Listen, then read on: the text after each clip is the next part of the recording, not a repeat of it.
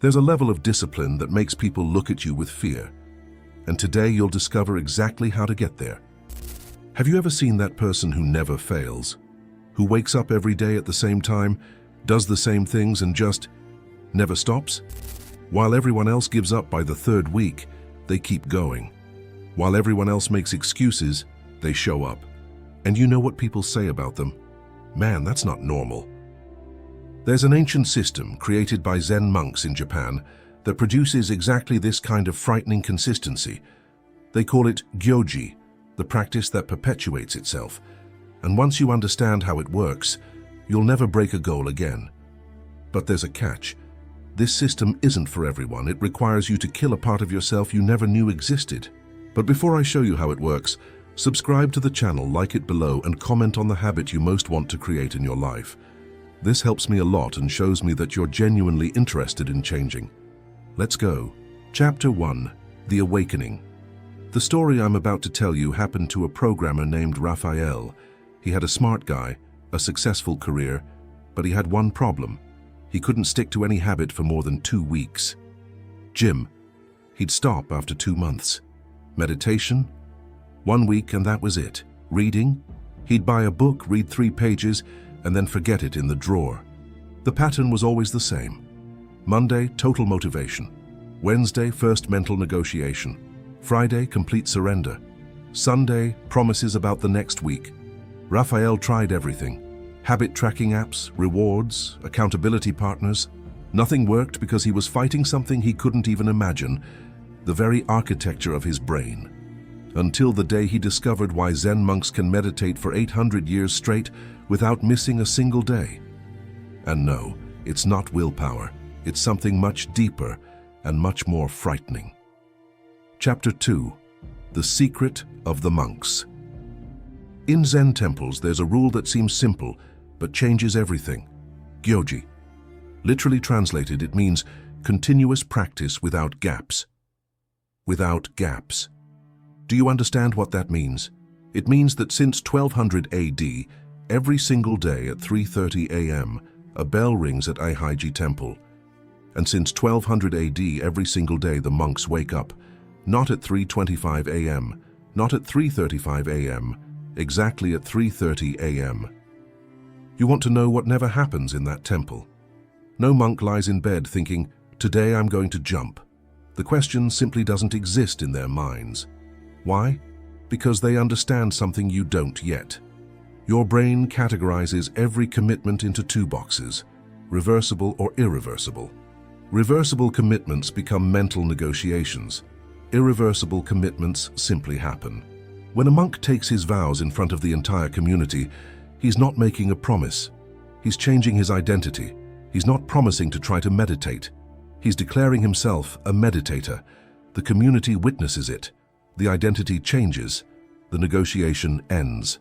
A Harvard University neuroscientist who has been studying habits for 15 years has discovered something revolutionary. When you make a behavior public, your primitive brain interprets failure as a survival threat. Our ancestors who lost status in the tribe died. Your brain still works that way. That's exactly what Rafael did. He stopped making private promises and started making public declarations. He wrote on paper, I am a person who meditates 20 minutes every day at 5 a.m. for 90 consecutive days. He signed it. He posted it on social media. He told everyone. His girlfriend said, you're being too dramatic. His co-workers said, man, you're trying too hard. Perfect. Every person he knew became fuel. Every morning he wanted to give up. He thought about having to look everyone in the face and admit he was just another guy who couldn't deliver on his promises.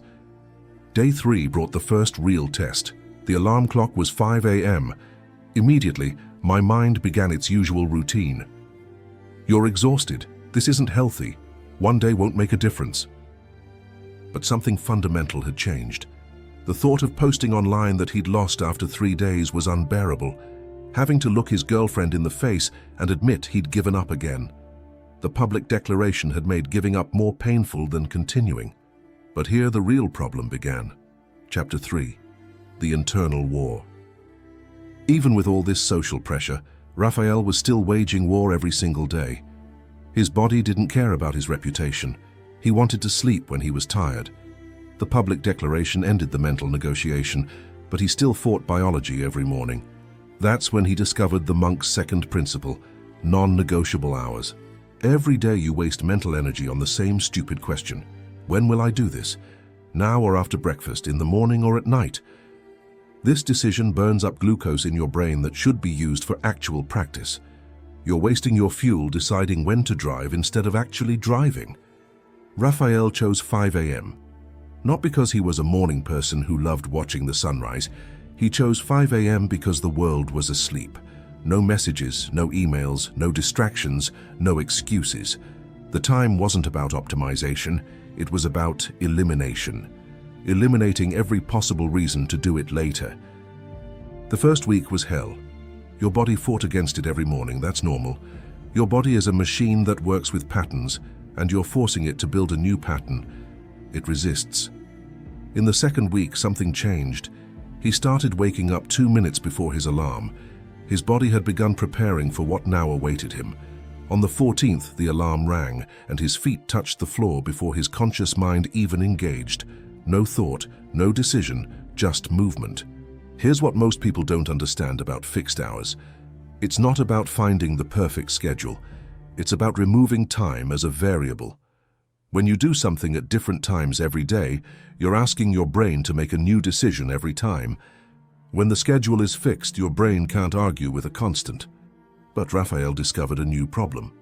His schedule was fixed, but he kept changing what he did during that time. Some mornings, meditation felt right. Other days, he read. Sometimes, a few push-ups. His brain had found a new negotiating point. Instead of arguing about when, he started arguing about what. 20 minutes at 5 a.m. became reliable, but the practice itself was chaos. The fixed schedule had solved half the equation, but his mind was still finding loopholes to negotiate. He'd eliminated the when, but not the what. And this is where Dogen's teaching on forms became controversial, because it requires you to do exactly the same thing every single day until your mind completely surrenders. Chapter 4. The One Way. You think variety keeps things interesting, but variety is actually where consistency dies. Every time you change what you're doing, your brain has to make micro-decisions. Should I do push-ups or burpees today? Which book should I read? How long should I meditate? Every small decision is a crack where your old patterns leak back in. Rafael completely locked everything down. 20 push-ups, 10 minutes of meditation, 10 minutes of reading. Same order, same timer, same thing. His personal Ango period, 90 days of identical practice. His friends called him robotic. His girlfriend said he was getting annoying. They didn't understand that annoying was exactly the point. Third week, his mind went to war. Every morning it screamed for variety. This is stupid. You're not a robot. Mix things up or you'll burn yourself out. Fourth week, something broke. Not his discipline, but his resilience. The voice of negotiation grew quieter. By week 6, he was halfway through his push-ups before he even realized he'd started. The practice was taking care of itself. This is what people don't understand about consistency. It's not about willpower lasting forever. It's about repetition until willpower is no longer needed. Your body learns the sequence like a dancer learns choreography. An MIT researcher who has studied the automatization of behaviors for 12 years explains, when you repeat an action in the same context for approximately 66 days, the basal ganglia of the brain take over. The behavior becomes automatic. You are no longer deciding to do it, you are simply doing it. On the 35th, Rafael caught the flu. On the 40th, he was traveling for work. This is where the old pattern kicks in. Sick day, E, rest day. Travel, E, exception. This is where you gave up before, where everyone gives up, because perfect practice requires perfect conditions, and perfect conditions do not exist. But Dogen understood something about gaps that changes everything. He wrote that practice must continue without even a moment of gap, because in that gap, all your old patterns return. What saved Rafael when everything went wrong was understanding that practice doesn't require perfection. It requires continuity. Chapter 5. Practice without gap. The all-or-nothing lie has killed more consistency than laziness ever could. You tell yourself, if I can't do the full 20 minutes, why do anything? If I can't do perfect push-ups, I'll wait until tomorrow. This thinking creates gaps, and gaps are where your old self crawls back in. Look at any elite athlete, and you'll see something people misinterpret. They have rest days, but those rest days are still progress. They're intentional, strategic, planned. Never because they feel lazy, never because they don't want to train. A rest day allows them to train harder tomorrow. This is still movement toward the goal, but when you skip because you're tired, that's not rest, it's retreat. A river never stops flowing. During a drought it may be a trickle, but it never stops. The moment it stops, it's no longer a river. It's a memory of where the water used to be. Your practice is the same. The moment you create a gap, you're no longer practicing, you're someone who used to practice. Travel day arrived on day 40. Airport at 4 a.m., meetings all day, no gym at the hotel. Rafael did push-ups in the airport bathroom. People looked at him like he'd lost his mind. Great. He meditated in the Uber. He read on the plane. Nothing was perfect. Everything maintained momentum toward the same goal he declared 90 days ago. This is Gyoji, practice continuing itself. That's when people started to notice. Co-workers said he seemed different. Friends said he was becoming obsessive. Someone actually said his discipline wasn't healthy, that normal people don't act like that. When you hear these words, you know you're on the right track. Normal people get normal results. You're not trying to be normal, you're trying to be unbreakable. But here's what no one prepares you for. The unexpected obstacles you never saw coming. The things you can't plan for because you don't know they exist. Chapter 6. Pre-solutions. Your child gets sick. Your car breaks down on the way to the gym. Your boss keeps you late. These are consistency killers because you haven't pre-decided how to handle them. Every time an unexpected obstacle appears, you have to make a decision under stress. That decision in that moment of chaos is where you'll choose the path of least resistance every time. The obstacle wins because you're fighting a battle you didn't prepare for. Zen monasteries have operated for centuries without missing a single day of practice. Earthquakes, wars, famines. The practice continues. How? They don't make decisions when obstacles arise. The answer already exists. When the meditation hall floods, they go to the dining hall. When the dining hall catches fire, they sit in the courtyard. There is no meeting, no discussion, no negotiation. The bell rings. The response is automatic. Rafael wrote down every obstacle that had ever broken his consistency and pre-solved each one.